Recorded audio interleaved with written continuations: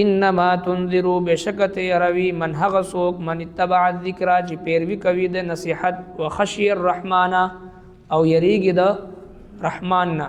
بالغیب بلیدلو فبشره پسیر ورکدتا بمغفرة د بخنی واجر کریم او د اجر عزت والا انا نحنو بشک مونږه انا نحنو نحیی بشک مونږه ژوندې کو موتا مړي ونكتب او مونږ لیکو ما اغس قدموا چې وړاندې لګلې دوی واثارهم او نخد قدمونو د دوی وكل شيء او هر څه احصیناه مونږ محفوظ کړی دی فی کتاب مبین په کتاب اخکار کې د پیغمبر صلی الله علیه وسلم په نصیحت باندې هغه خلک یریږي چې هغه من اتبع الذکر چې پیروي کوي د نصیحت ذکر نصیحت ته وي او د قران عظیم الشان یو نوم چې دی هغه ذکر دی او اسی هم ذکر نصیحت ته وي قران عظیم هم چې دی الدین النصیحه دین چې دی سراپا د نصیحت نوم دی د خیر خواهی نوم دی او چې کله یو مسلمان دین اختیاری نو دی ځان سره خیر خواهی کوي او د خپل اولاد سره خیر خواهی کوي او د خپل راتلون کی دایمی او حقیقی جون سره چې دی خیر خواهی کوي دین چې دی سره په خیر خواهی ده وخشی الرحمن بالغیب د متقیانو صفت دا بیانې چې هغه د بلیدلو د الله نه یریږي بغیر د لیدونه مونږ او تاسو چې رمضان مبارک د روزې اهتمام کوو دی مقصد هم دغه صفت په ځان کې پیدا کول دی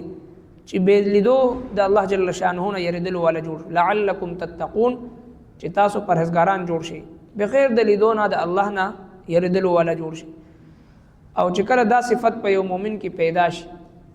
او د مسلمانانو په معاشره کې پیدا شي نو بیا د صحابه کرامو هغه چې کومه مقدس او جنتی معاشره وا چې بغیر د فوج نه بغیر د سی ټي وي کیمرو نه بغیر د سبل سے محافظ نه التکی با نغلا کیدو نه به ظلم کیدو نه به بدکاری کیدا مدینه طیبه بازار ته کافر داخل شو هغه سر ته رسیدو پوری هغه مسلمان شو د صحابه کرامو حسن اخلاق د وجنه د صحابه کرامو بهترین تجارت او معاملات د وجنه صحابه کرامو هغه ایثار او قربانی د یو بل عزت او احترام د وجنه چې دکاندار ته گا کراتلو وې دا سودا راکا او ورته وی چې ما خوا کې دی دکاندار اوسه پورې سودا نه کړی ما دومره سودا کړی دا چې نن ورځ زما کافی ده ته دنه سودا وکړه چې زما د ورور هم په کور کې چوله بل شي او یو نن زموږ استاد او معاشره ګورو چې هر مسلمان د بل مسلمان خپې والو د یو دکاندار د بل دکاندار د خپې والو او د گاک د راخلو کوشش دا صفت پاغو کې څنګه پیدا شو د تقوا د برکت پیدا شو نن هم دا کې دي شي او کچره دا تقوا د صفت نه هغه ملکونه چې کم ځان ته ترقی یافته ملکونه وي چې پاغي کې لږ ساعت د پاره موقع ملو شي کیمرا نه یا پاغي باندې سکیورټي تنظیم نه نو په لږ ساعت کې دومره غلاګانی دومره ډاکې او دومره ظلم پاغوي کې کیږي چې داغه انتها نشته دي نو دغه صفت چې بغیر د لیدونه د الله نه کله بنده یریدل شروع کی او معاشره کې اکثریت د مسلمانانو کې دا صفت پیدا شي نو بیا هغه سي معاشره مخ ته راځي چې کم د صحابه کرامو معاشره وا او چې کله په غیب باندې یریدل یعنی تقوا پیدا شي نو بیا الله تبارک وتعالى فرمای فبشره زیر ورکدا کستا بمغفرة د بخنی و اجر کریم او د اجر عزت والا بیا د الله تبارک وتعالى طرفنا بشارتونه ملاودل شروع شي چې کله بنده پښیشا په خلوت کې د الله نه یریدل شروع کی نو د الله جل شانه د طرفنا بشارتونه ملاودل شروع شي حضرت سیدنا حسین ابن علی رضی الله عنهما د طواف نه بعد په حرم پاک کی تشریف فرما دے یو کس راغی ونه تپوس کې چې حضرت دا تقوا څه ته وی نو حضرت حسین رضی الله تعالی عنہ جواب کې فرمایي چې په خلوت کې د الله نه یریدل نوم چې د تقوا ده په مجمع کې هر انسان یری د خلکو د پیغور د یری نه چې د ځان د ګناه نه بچ کی چې کله انسان په تنهایی کې وي په خلوت کې وي یوازې وي او د ګناه موقع ملوش منی کول والا قتل لیدل والا سوک نه په دې وخت کې د الله نه او یریږي او د ګناه نه رستو شي دې ته تقوا وي نو چې کله دا تقوا ولا صفت پیدا شي قران کریم ډک د بشارتونه ان للمتقین مفازا متقین د پر کامیابی ده ان المتقین فی جنات وعیون ان المتقین فی ظلال وعیون قران کریم د متقیانو د صفاتونو ډک دی د بشارتونو ډک دی نو د رمضان مبارک فلسفه او خلاصه هم دا ده چې لعلکم تتقون چې تاسو یو میاش د دروغو د پرې خودلو مشقو کې د غیبت د پرې خودلو مشقو کې د چغلخوري د پرې خودلو مشقو کې د ګناهونو د بدنظرۍ د پرې خودلو مشقو کې او نفس سره د لوګي او د تندي عادت ځان کې پیدا کړي د لوګي او د تندي په ذریعہ باندې د معاشره غربا یتیمانان کونډي فقرا مساکین مجاهدین مسافر طلبا هغه چې کوم لوګه تنده مشقت او تکلیف ولا ژوند تیری دا غو احساس ځان کې پیدا کړي نو چې کله دا یو میاشت تاسو دا مهنت وکړي نو تاسو کې لعلکم تتقون دا تقوا ولا صفت به تاسو کې پیدا شي او په دې دویم آیت مبارکه کې الله جل شانه فرمایي انا نحن نحيي الموتى منګه ژوند کو دا مړی ونكتب او مملك ما قدموا واثارهم هغه څه چې دوی وړاندې لګلې دي واثارهم او د دوی د قدمونو آثار دوه الله تبارک وتعالى لیکي یو دا چې کوم اعمال مونږ تاسو د ځان نه مخکې لګو آخرت د پاره الله تبارک وتعالى هغه لیکي او دویم واثارهم زمونږ د قدمونو آثار یعنی زمونږ د دنیا نه د تلو نه بعد مونږ کوم اعمال په دنیا کې پرېښي وي کم اولاد مونږ پرېښي وي او کم صدقه جاریه مونږ تاسو پرېښي وي په دنیا کې او دغه شان د هر انسان چې هغه په دنیا کې ژوند تیری او بیا دی وفات کیږي او دنیا نه ځي د ځان نه شاته دي دوه څیزونه پرې دي کدی نیک وي نو د ځان نه بعد چې دی صدقه جاریه پرې دي د نیک اولاد په صورت کې او ځان نه بعد صدقه جاریه پرې دي د کار خیر په صورت کې د جمعات د مدرسې د کوې د لارې د مسلمانانو د منفعت یا د علم د نشر او اشاعت د الله د دین د نشر او اشاعت د پاره یو داسې کار پرې دي ځان نه رستو واثارهم الله تبارک وتعالى د وفات نه بعد هم اغلی مسلم شریف حدیث پاک دی چې کله یو مسلمان د یو نیکی بنیاد کی دي او دغه رستو چې څومره خلق پاغي باندې روان وي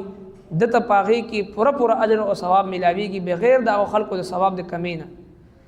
او دغه شان چې یو کس د برای او د ګناه بنیاد کړي څومره خلق چې پاغي باندې عمل کوي او برای او ګناه کوي د ته پوره دغه ګناه برابر ګناه د ته هم ملاويږي او څنګه هغه خلقو ته ګناه ملاويږي دغه د هم پوره برخه او حسابي نو لہذا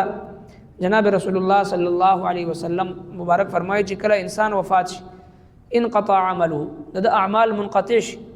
سوای د دوه سيزونو نه هغه اولاد چې کوم صدقه جاریه هغه اولاد چې کوم د پرېخوي او نیک او صالح اولاد وي داغه ثواب ته برابر ملاوي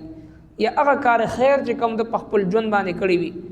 نو داغه هغه سلسله د لپاره جاری او ساری وي نو لہذا هر انسان په دنیا کې یا په نیکی کې مشغول وي ځان نه بعد نیک اولاد نیک کارونه صدقه جاریه داسې کار خیر چې هغه دغه سلسله جاری او ساری وي یو کس د تعلیم او تعلم په سلسله کې برخه او حصہ غشتي وي یو کس د دین په نشر او اشاعت کې برخه او حصہ غشتي وي یو کس د جمعات د مدرسې په تعمیر او ترقی کې برخه او حصہ غشتي وي نو دا صدقه جاریه ده دغه سي هر یو نیک عمل نیک اولاد چې د اولاد تربیت داسې کړي چې خپل اولاد ته د الله کتاب خودلې خپل اولاد ته د جمعات لار خودلې خپل اولاد ته قران خودلې دغه اولاد د قران کریم تلاوت ورپسې کوي او هغه صدقه جاریه ورته رسیږي نو ځکه الله تبارک وتعالى دوه سيزونه ذکر فرمایل ونكتب او مملكها ما قدموا سچوڑان دی لګل دي واثارهم او نخد قدمونو د دې انسان چې کله دنیا کې قدمونه واخلي او تیر شي د قدمونو آثار باقی پاتې وي یعنی کم کارونه کړی وي داغه آثار پاتې وي کم زینو باندې ګرځېدلې وي داغه آثار پاتې وي کم کارونه کړی وي دغه کارونو اثرات چې د مرګ نه بعد هم چې دغه مرتب کیږي څومره خلق تیر دي موږ وړاندې کار خیر کړی دي نیک کارونه کړی دي اوس مرته دعاګانې کیږي داغه ذکر خیر کیږي نو لہذا الله تبارک وتعالى دا صرف دا چې کوم اعمال موږ تاسو وړاندې لګل صرف هغه نه لیکي بلکې زموږ د مرګ نه بعد چې کوم زموږ په پیسې باندې زموږ په مال او دولت باندې زموږ د اولاد نه چې کوم کارونه کیږي الله تبارک وتعالى چې هغه هم چې محفوظ کړي وکل شیء احصیناه او موږ هر یو څیز محفوظ کوو په امام مبین په کتاب اخکار کې نو چې هر یو سیز محفوظ کیږي لګیا دی په ورځ د محشر به د هر مسلمان مخې ته یومئذ تحدث اخبارها د اخبار په شکل کې به د اعمال نامه کې خودل شي نو چې کله اعمال نامه کې خودل شي دی خپل اعمال نامه کولو کې نو بیا به تعجب اظهار کوي ما لهذا الكتاب سورہ کهف کې ذکر دی دا خو عجیب کتاب دی لا یغادر صغیرة ولا کبیرة الا احصاها ورکوټ سیز او د غټ نه غټ سیز د پرېښې نه دا ټول په دې کتاب کې را جمع کړی دی ووجدوا ما عملوا حاضرا او چې کوم د کړي وي اعمال هغه په هغې کې بیا مومي ولا یظلم ربک احدا ستا رب په چا باندې ظلم نه کوي نو قرآن کریم چې دی قدم په قدم باندې موږ او تاسو ته په دې آیت کریمه کې هم چې ستاسو اعمال موږ لیکو او هر یو شی موږ محفوظ کوو نو گویا کې فکر آخرت تصور موږ ته قرآن کریم راکوي نو چې کله په دې تصور باندې موږ او تاسو ژوند تیرو په دې سوچ او فکر باندې موږ او تاسو ژوند تیرو چې یاره زما هر څه لیکل کېږي او هر څه محفوظ کېږي او هر څه چې حسابېږي لګیا د ما پسې نو بیا په چرې هم په دنیا کې زه به داسې قدم کې نه دم چې هغې سره زما آخرت خراب شي چرې به هم داسې قدم کې نه دم چې په ورځ د محشر د اولین او آخرین خلکو په مجمع کې زه رسوا نه شمه چرته هم زه داسې قول فعل عمل به زه ونه کم چې کله زما دا یقین پخته شي چې زما یو شی چې دغه لیکل کېږي یو شی محفوظ کېږي او د یو شی حساب به ما سره کېږي نو لہذا دې ته د بعث بعد الموت تصور وایي دې ته د فکر آخرت تصور وایي نو چې کله دغه تصور چې څومره د یو مسلمان مضبوط او مستحکم وي هغه عمر هغه کامل مسلمان وي ځکه قرآن کریم بار بار موږ ته فکر آخرت د اعمال و محاسبه خود احتسابي حدیث پاک کې راځي چې حاسبو قبل ان تحاسب تاسو د خپل حساب کتاب د کېدو نه مخکې خپل حساب کتاب په خپله باندې وکړئ ځکه ځینې د الله تبارک وتعالی خوش قسمته خلک هغه وي چې په ورځ د محشر چې کله هغوی راشي هغوی په دنیا کې خپل حساب په خپله باندې کړی وي خپل ژوند د قرآن مطابق جوړ کړی وي رب کائنات به هغوی سره حساب کتاب نه کوي بلکې هغوی ته وایي یا ایتها النفس المطمئنه ارجعي الى ربك راضیه مرضیه فادخلي في عبادي وادخلي جنتي مخکې نه ورته قرآن کریم مطابق الله رب العالمین به ورته وایي چې حساب کتاب نشته دی اے نفس مطمئنه تا خپل نفس په دنیا کې مطمئن کړی د خپل ځان سره حساب تا خپله کړی ده نن تا سره حساب کتاب نشته دی د الله په جنتونو کې داخل شه خود ہی کو کر بلند اتنا کہ ہر تقدیر سے پہلے خدا بندے سے خود پوچھے بتا تیری رضا کیا ہے نو دغه نفس لوامه نفس اماره نفس مطمئنه جوړولو دپاره دغه محنت دی دغه لوږه برداشت کول تنده برداشت کول د ژبې حفاظت کول د نظر حفاظت کول مجاهده کول مشقت برداشت کول په دنیا کې د خپل د نفس د خواهشاتو خلاف چلیدل دا ټول دې دپاره دی چې زموږ استاسو نفس اماره نفس لوامه نفس مطمئنه جوړ شي د انسان نفس چې دا په دنیا کې مطمئن لاړ شي د آخرت د حساب و کتاب دپاره چې دی هغه تیار لاړ شي نو قرآن کریم په دې آیت مبارکه کې هم او قدم په قدم هر 2-3 آیات بعد د قیامت فکر او سوچ او تصور مسلمان په زړه کې اچي چې د فکر آخرت په ذریعہ باندې یو مسلمان په دنیا کې یو کامل مسلمان هغه جوړېدی شي الله جل شانه د عمل توفیق الحمد لله رب العالمين والعاقبة للمتقين الصلاة والسلام على أشرف الأنبياء والمرسلين سيدنا مولانا محمد وآله وأصحابه أجمعين